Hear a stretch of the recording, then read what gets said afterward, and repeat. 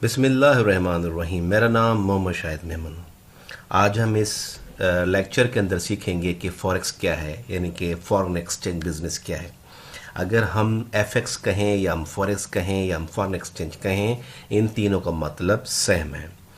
Actually foreign exchange की ज़रूरत हमें क्यों पड़ती है? तीन वजूहत से फॉरेन एक्सचेंज की हमें ज़रूरत पड़ती है।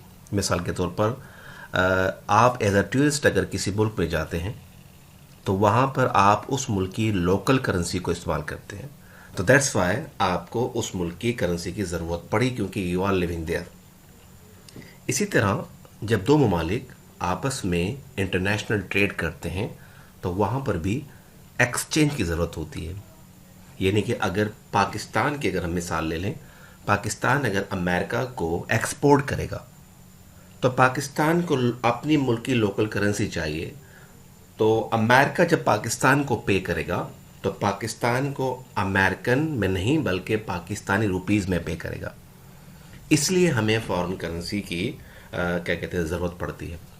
मैंने एक तरीका आपको बताया कि जब हम एज अ टूरिस्ट किसी मुल्क में जाते हैं तो वहाँ पर हमें करेंसी की ज़रूरत पड़ती है, और जब हम इंटरनेशनल ट्रेड करते हैं तो हमें उसके लिए भी ज़रूरत पड़ती है। और इसके अलावा अगर कोई मुल्क किसी मुल्क में जाके इन्वेस्ट करता है तो उसके लिए भी उसको उस मुल्क की करेंसी चाहिए, तो इसलिए हमें एक्सचेंज की ज़रूरत पड़ती है। हम यहाँ पर ये सीखने की कोशिश कर रहे हैं कि फॉरेन एक्सचेंज क्या है और इसकी हमें क्या ज़रूरत है और हम इसको क्यों समझें। देखें, हम जो कारोबार करने जाएंगे इस बिज़नेस के अंदर, बेसिक के बाद फिर हम एक्सपर्ट्स कोर्स करेंगे, फिर हम प्रोफेशनल कोर्स करेंगे, तो हमें ये पता चलना चाहिए और हमें ये मालूम होना चाहिए कि हम एक मुल्क की करेंसी को क्यों ख़रीदें।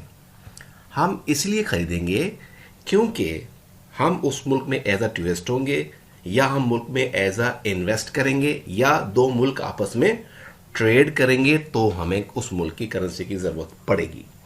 ठीक है जी, यहाँ पर हमने फॉरेन एक्सचेंज को समझा। अब हम जो काम करते हैं, हमारा जो वर्किंग है इस बिज़नेस के अंदर, जो हम एफएक्स सीख रहे हैं, एक्चुअली हम फिज़िकली काम नहीं करते, हम वर्चुअली काम करते हैं। यानी कि हमारा किसी ब्रोकर के साथ एक अकाउंट होगा, उसके अंदर हम कुछ अमाउंट डिपॉजिट करेंगे और उसके ज़रिए से हम कोई किसी भी पेयर का एक कॉन्ट्रैक्ट करेंगे और उसको हम वर्चुअली परचेज करके, और जब उसकी कीमत बढ़ेगी तो हम उसको सेल कर देंगे।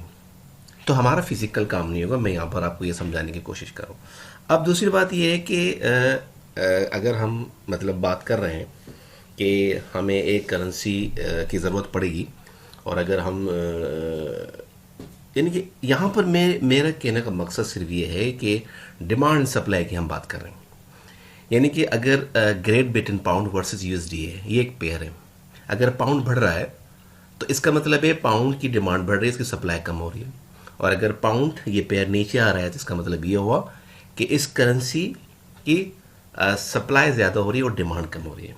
तो यहाँ देखिएगा, यहाँ पर मैंने एग्जाम्पल दी है, as money is bought by more people that become less available. अगर पैसे को, मनी को बहुत सारे लोग ख़रीदेंगे तो वो कम रह जाएगा। जब वो कम रह जाएगा तो उसकी डिमांड बढ़ जाएगी और इस तरह पेयर ऊपर चला जाएगा और वो करेंसी अप चली जाएगी। अगर हम पाउंड वर्सेस यूएसडी की बात कर रहे हैं तो क्योंकि मैंने पेयर की बात की, तो वो पेयर ऊपर चला जाएगा। क्यों? क्योंकि वो पाउंड जो है, जो बेस करेंसी है, वो लेस अवेलेबल है, जिसकी वजह से उसकी डिमांड बढ़ गई और उसकी सप्लाई कम हो गई और वो पेयर ऊपर चला गया। इसी तरह बाज़ लोग उसे सेल करेंगे और डिमांड कम होती जाएगी और सप्लाई बढ़ती जाएगी, तो उसके प्राइसेस नीचे आ जाएंगे। हमने यहाँ पर इस क्लास के अंदर सिर्फ ये सीखा कि फॉरेन एक्सचेंज क्या है और करेंसी के अंदर जो आपस में जो चेंजेस आते हैं उसकी मेन वजह क्या होती है। इसकी मेन वजह मैंने आपको बताई, डिमांड एंड सप्लाई होती है। तो इंशाल्लाह ताला हम अपने नेक्स्ट क्लास के अंदर सीखेंगे कि बाइंग एंड सेलिंग टर्म्स क्या हैं। आप अपना ख्याल रखिएगा। अल्लाह हाफिज़।